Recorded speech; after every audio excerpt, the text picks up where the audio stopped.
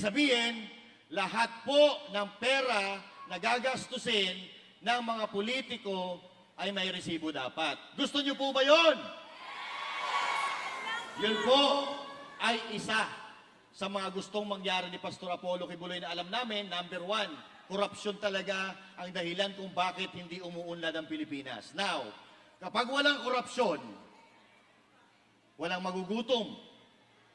Kapag walang korupsyon, walang magugutom.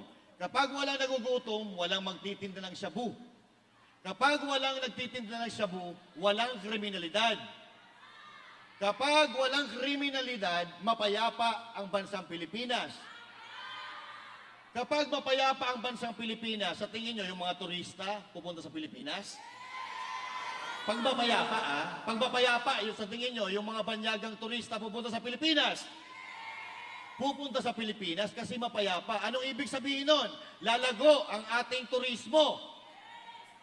Lalago ang ating turismo. Pag lumago ang ating turismo, dagdag yan sa trabaho ng mga Pilipino. Magkakaroon ng trabaho.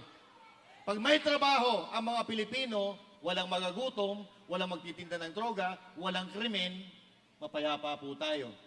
Yan po ang magagawa ng zero corruption.